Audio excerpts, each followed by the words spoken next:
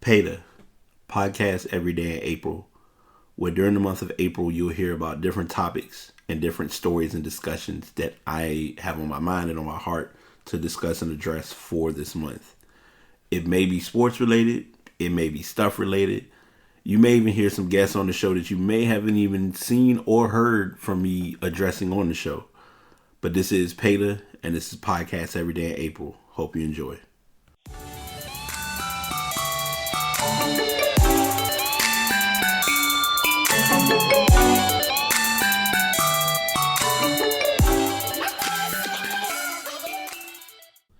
What is good? What is good? What's going on, y'all? Episode 185 of The Pass is here.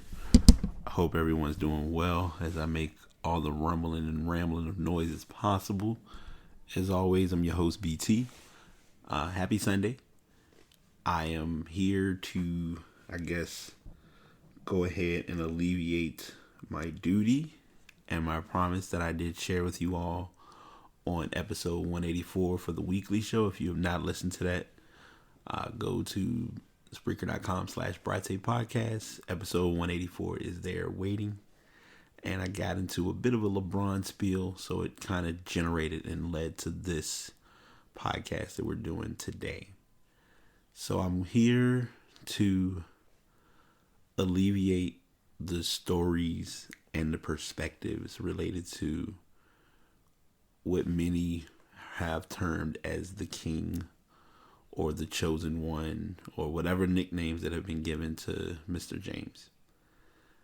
And first and foremost, before this even becomes misconstrued, misinterpreted, misdirected, misguided, whatever miss you want to take, I am what many would know as being the most balanced yet transparent fan of LeBron. So when I say that is basically to entail I don't have a negative aura or anything against LeBron as an athlete and or a player. I just know, based on what's seen and what's observed, it's a very battling discussion to have when it comes to how he is measured in the basketball community. I won't say in the sports world, because in sports, he's one of your top 10 currently as far as athletes, talent, skill set, however you want to put it. What I can definitely be direct in saying is they find a very funny way to give stats and give information about him. And I think because we get so much information on LeBron, that is part of why even if you were to try to find a way to get away from addressing him as an athlete or as a player, you're going to hear about him in the league. Now, I wanted to wait until Game 7 between Cleveland and Indiana ended before I did this show for a couple of reasons.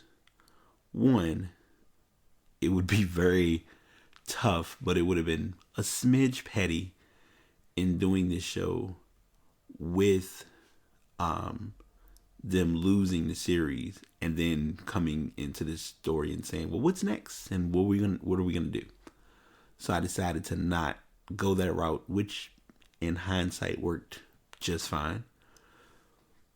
But I'm also doing this, with them winning the series, to point out it's not said, nor is it really addressed or looked at, but we are witnessing or seeing one of the most talented athletes in basketball.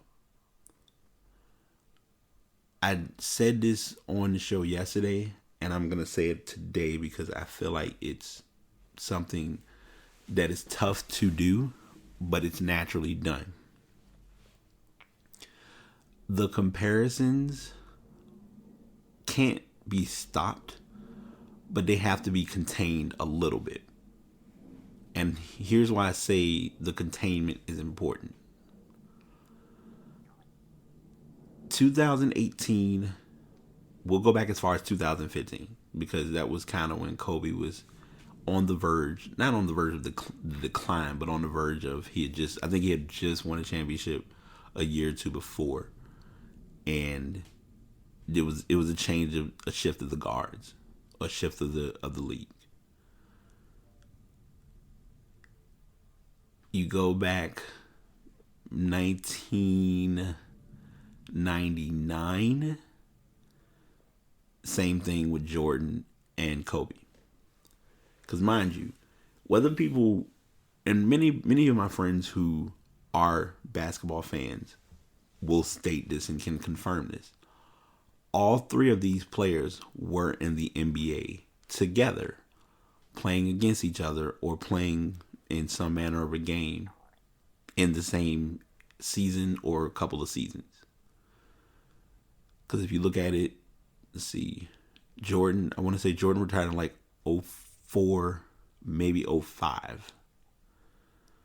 He played a couple of years he played a couple of he played in Kobe's prime, as well as in LeBron's early, if you want to say struggles, early, getting your feet wet in the NBA era.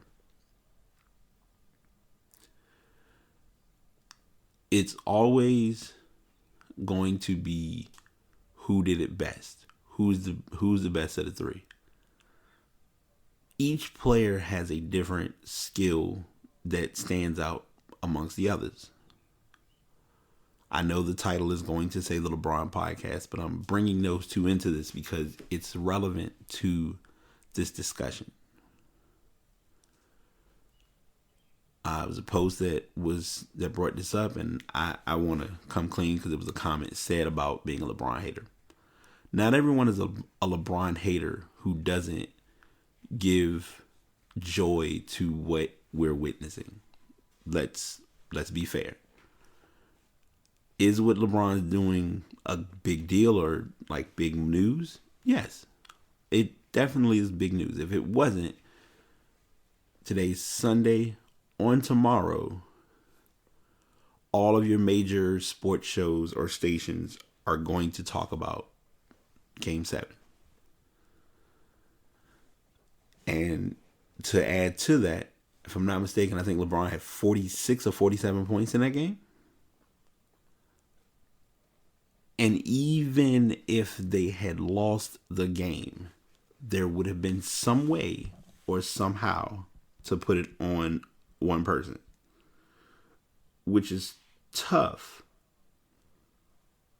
but it's what the league is known for. And if you know basketball, and I'm sorry to confirm, I was off a couple of numbers. He actually scored 45. And I shared this with my sports group because I know they're gonna have a field day when they read it. Kobe got the attention like this, but LeBron gets it way more. There are more stats found for LeBron than I've ever even witnessed or noticed until he's played in different games. For instance, when they lost Game 6 to Indiana, the line was, this is going to be the first time in LeBron's career that he's playing a Game 7 in the first round. Who is even thinking of or acknowledging that kind of a story?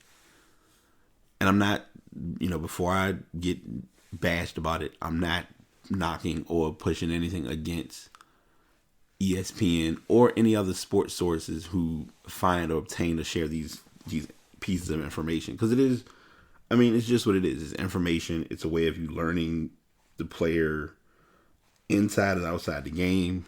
It's all of that comes into play. Like the stat that they showed today, and I didn't even notice until I just read it in this story. For the first time in his career, LeBron won a playoff series without any teammate scoring 20 points in any of the games. And mind you, this is one of the series that lasted longer than most of the series that LeBron has played in the finals, in the playoffs, rarely goes 7 games. Of course, we know about the infamous 7-game series when he brought a championship back to the land. But you got to think about something when you look back at the 3 series between Golden State and Cleveland. Series 1, it was Kyrie, LeBron. They didn't have Kevin Love at the time. I want to say he was there, but he was injured. And I think J.R. Smith had just came onto the team, and Iman Shumpert, et cetera, et cetera. Series 2 between them, the team was at full strength. I think Kyrie was at a much healthier rate. Blase blah, whatever. And it was a two-man force. When you look at LeBron, Kyrie, Kevin Love was there. Tristan Thompson wasn't as needed to be involved, but he was available to be involved. When Cleveland beat Golden State had to build forces. That's where forces united, and that led to the series last year, where it was part 3.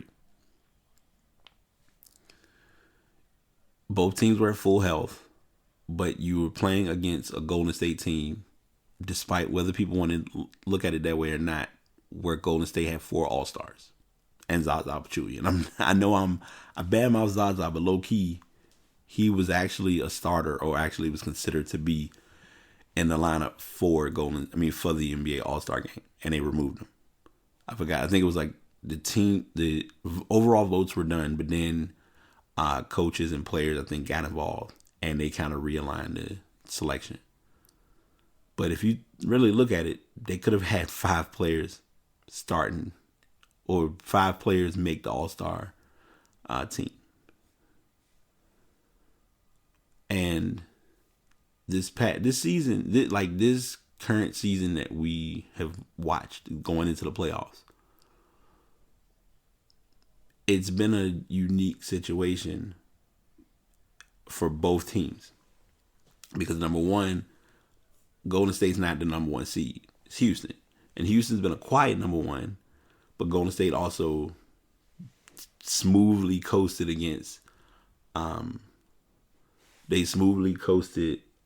San Antonio, just like Houston did against Minnesota. I'm giving all that information and tying it back to the LeBron podcast strictly because even with everyone playing the series that they have, LeBron is playing the 7-game series, got a couple of days to rest, and congratulations, you won your series. Here's because they were 4 seed, so they would be playing Toronto. Now we're gonna see which, and there's gonna be multiple factors. It's gonna be what Toronto are we gonna see, and to state and emphasize the obvious that is always asked: how much does LeBron really have in the tank? Because no one fails to realize too, this is his 15th year in the NBA, and yeah, he had a couple years on a couple players in his draft class. Carmelo's looking to come back, but he's made it clear if he plays for somebody, he doesn't want to play on the bench, so good luck for that. Wade is kind of in between about retirement.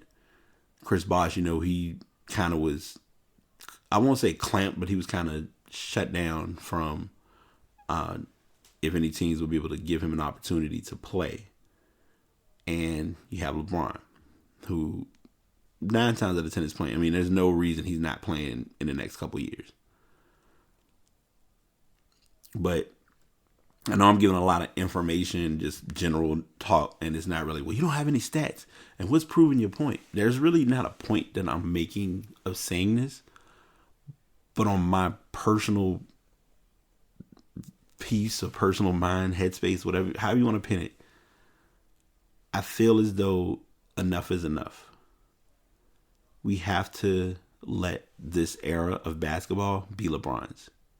Because whether we realize it or not, in a couple of years, the torch is going to be passed. Whether it's Durant, whether it's Steph Curry, whether it's Westbrook, whoever. Those are the guys that's kind of the next wave of basketball. And statistically, we're seeing quite a bit as far as what LeBron is doing. The unfair yet realistic factor is everything is always based on numbers such as points per game, where will he land statistically in all-time scoring, how many championships will he have, how many MVPs has he won, because and this was said, and I will be a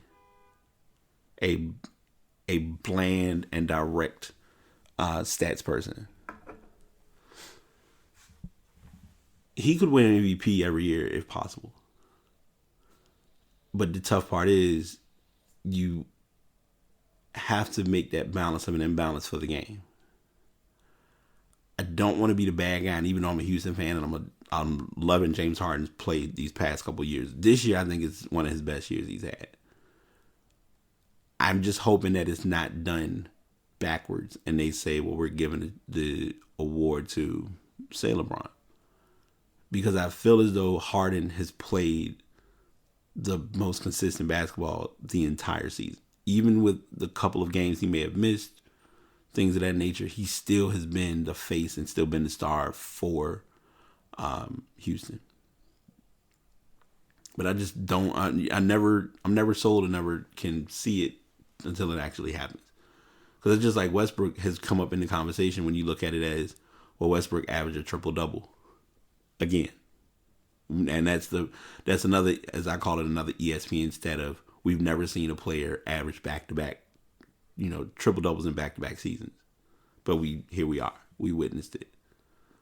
And this will be my closeout hit for this, because I'm like, as I mentioned on the show yesterday, this type of a podcast this could be its own show as far as a weekly show. Now, having it be beneficial as far as having like another person who either is for the LeBron cause or has a different view, that would make it even more intriguing. But, you got to do what you got to do. There's no doubt he is a first ballot Hall of Famer. Let's go ahead and get that off the table. Doing the infamous title of greatest of all time, or one of the greatest, yes, the greatest, that's unfair. And, I know it's always brought up about eras of basketball because I'm that person who I'm guilty of saying that. LeBron plays in an era where the league is a lot more lenient with calls.